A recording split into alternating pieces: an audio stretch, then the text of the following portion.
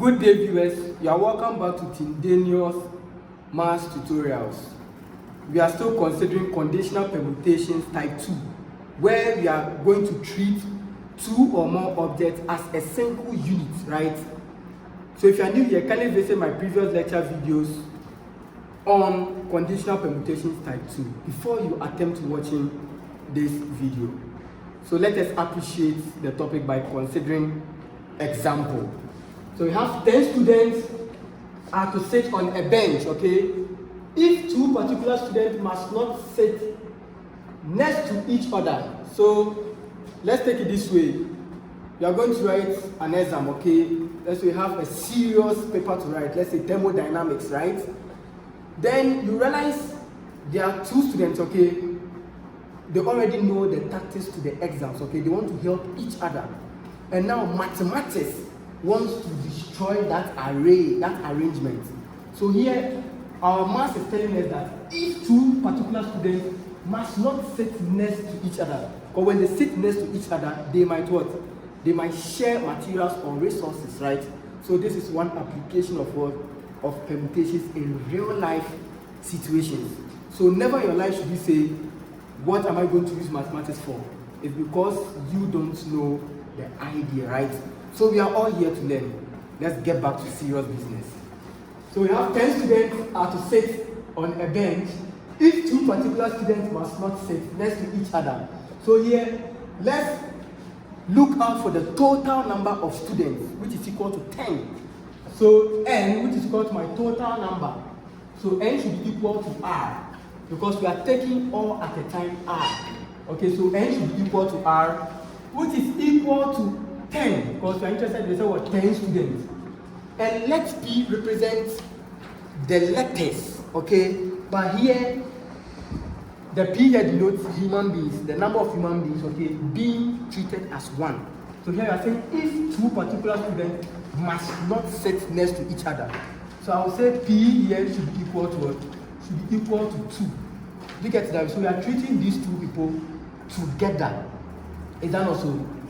Now I say how many sitting arrangements are possible? Viewers, let's listen to the voice of the person. They said what? Must not. It's a conditional. Must sit is a condition. Must not is also a condition.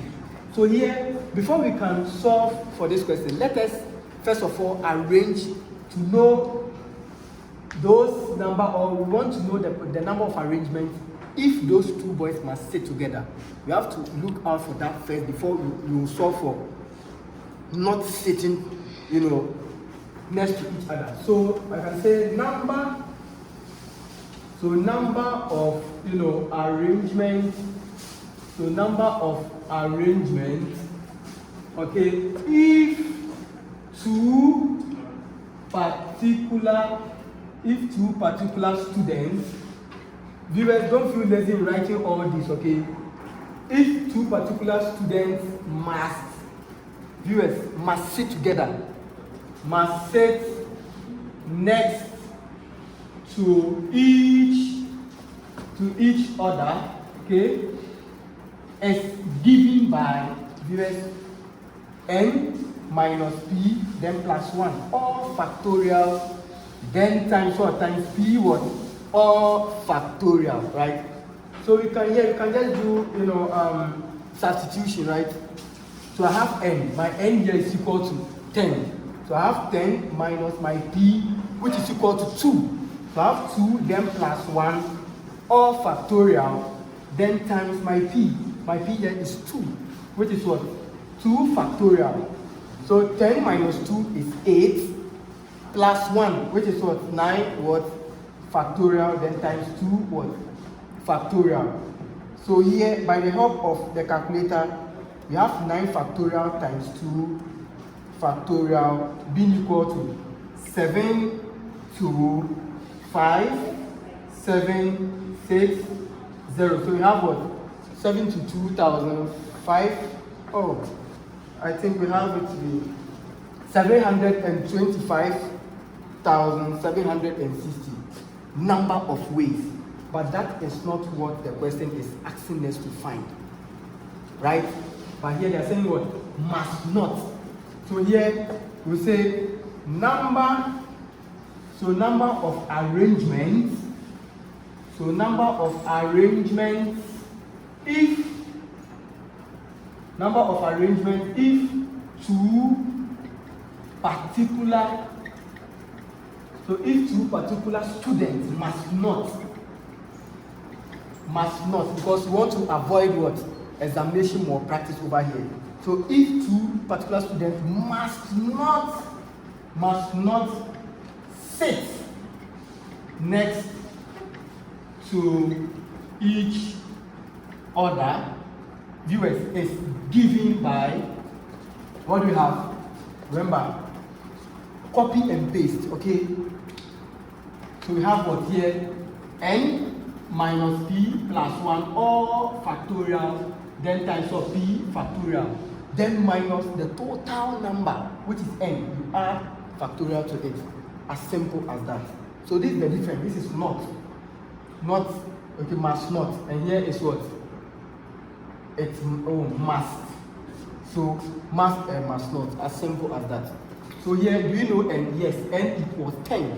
So we have 10 factorial minus, viewers, I don't have to stress myself because all this has been what? Has been calculated for, right?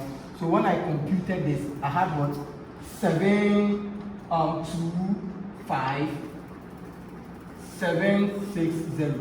So by the help of the calculator, I have 10 factorial minus 725,760, and I'm getting 290,3040. Wow, that's a very huge number, right? Viewers, this is the end of the lesson. So far as Tindanious maths tutorial is there, we are going to explore, we are going to solve more examples.